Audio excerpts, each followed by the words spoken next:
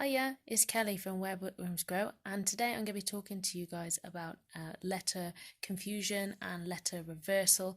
This is a very common thing with young children. The key one is the letters B and D. Lots of people ask for advice about them because often B is D and D is B. It is a learning process, and eventually it does fall into place. Obviously, for some children that takes longer than others, and that's okay. It's just about giving them some things that they can do to help with that. I'm not going to do B and D today. I'm actually going to do M and N. So these are two which my daughter is struggling with a little bit at the moment. So sometimes she gets them right, sometimes she doesn't, and it's a 50-50. There's no right or wrong for her. Sometimes they are correct, sometimes they are not.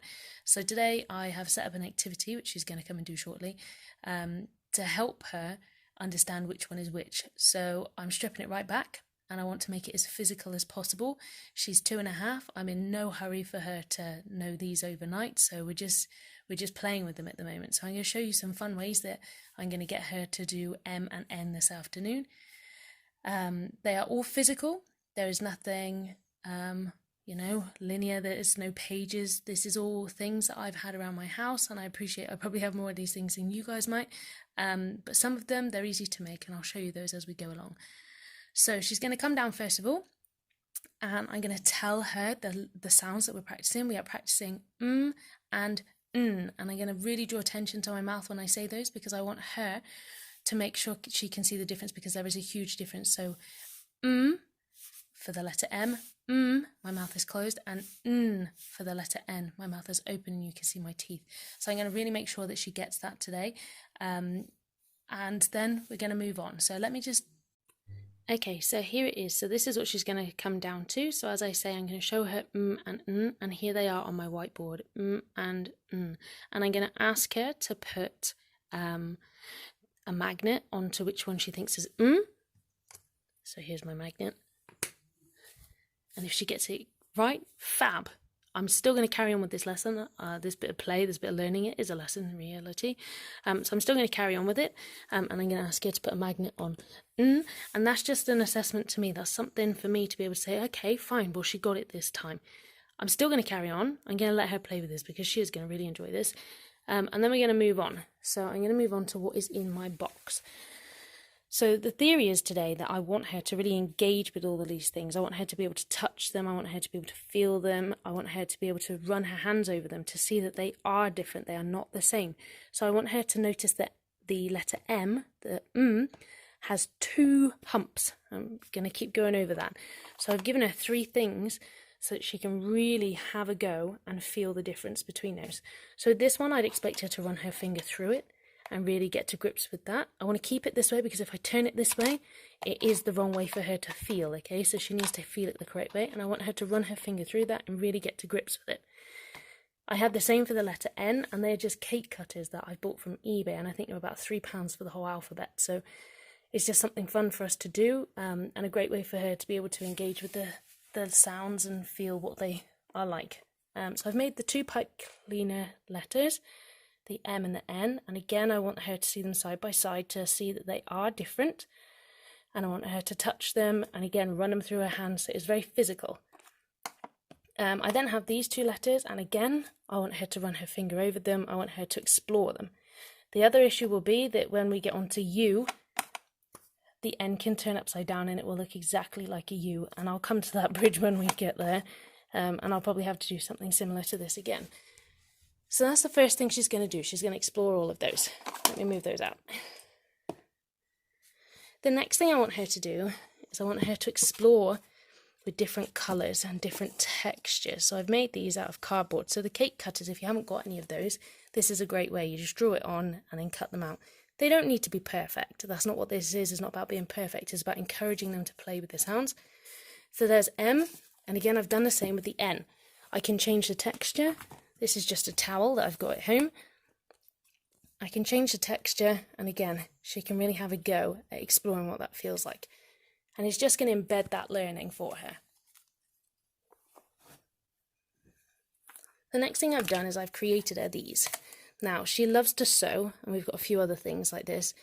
And now she can just have a go at threading them and carrying on with the letter formation and just going. Now I know that if I don't support her, she's going to be sewing all the way across. So it is about me sitting with her with this, which is something she really enjoys. She likes that one-on-one time when we're practicing our sounds. So I am going to sit with her and I'm going to go over this with her. And again, you know, when we've done both of them, we can sit and we can say about what looks different. This one's got 2 humps, this one's got 1. Okay, so that's another fun thing you can do. You can do those with B and D as well. You can draw pictures on there. So if it was the B and D, you might want to draw the dinosaur on, or you might want to draw the ball on. That's up to you. They're really helpful ways. So that's all of those ways that we're going to really engage. So you can see it's just my tray filling up. She loves these trays. And then another way is by doing something physical like this. So I've started this one. You can do this with Play-Doh. I'm not even entirely sure what this stuff's called, but we love it in this house. It's really sticky, but sticks together, but doesn't leave you sticky. And if it falls off, it doesn't get stuck in your carpet or anything. So this is a great one to use. So she's going to finish off building M, and then I'll give her some time to build N. So all I've done underneath here is I've drawn on an M with a whiteboard pen, and then I've started it. So she can see how I've started it. Now she's only 2.5, so she might struggle with this. So again, it's not about her doing this on her own, it's about us doing this together. It's about this time together and us making the letters, making the sounds, and really going through it together and making sure it's physical. So as I say, that's the way that I'm going to be supporting her to learn and notice the difference between M and N today. I'm sure she's going to love all these activities because they're very hands-on. These are just some ideas. There's plenty of other ideas out there, but these are just some that we're going to use today. You can apply these with any letter confusions. You just need to make the stencils. With B and D, it will be slightly trickier because obviously you need to make sure you've still got the middle part of the B and the D, but if you just sellotape those back on, then they can still have a go. P and 9 is normally another tricky one. Sometimes P is 9 and sometimes 9 is P. And teaching the difference, again, is just about getting to grips with it. The best learning we can do is hands-on. It's not always about reading, writing and practicing by doing those skills. It's about having chance to experience these things as objects as well. It will just have greater meaning for them. As I say, Eliza is 2.5. I'm not in a rush for her to read. It's not a contest. That's not what any of this is. It's just about helping her along. She thinks that this is all games. She thinks that this is her time with mummy to sit down and play. We get to play with Play-Doh and other things too.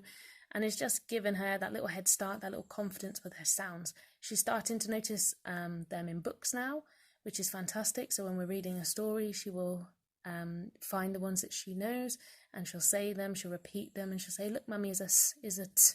Fantastic, that's great. She does not sound yet and put words together. She doesn't segment and blend. She's not reading words. She's just having a go with the sounds.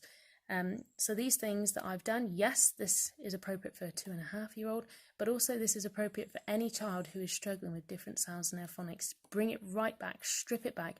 Instead of showing them on the board, give it to them in their hands, and it will just give them more chance to explore it and play with it, and hopefully it will just consolidate that learning, which is exactly what we want. I hope this video has been helpful. I will post more. Again, if you've got any questions about specific errors or advice about specific sounds that you need, then just put a message on or contact me either through my Facebook page or on here, and I will get back to you, and hopefully we can help you solve those issues. But my key is have fun with phonics. Definitely have fun. Make it realistic, make it entertaining, give them a purpose to read, and they will be flying and reading you bedtime stories before you know it. So yeah, hope that's been helpful, and I'll talk to you all soon.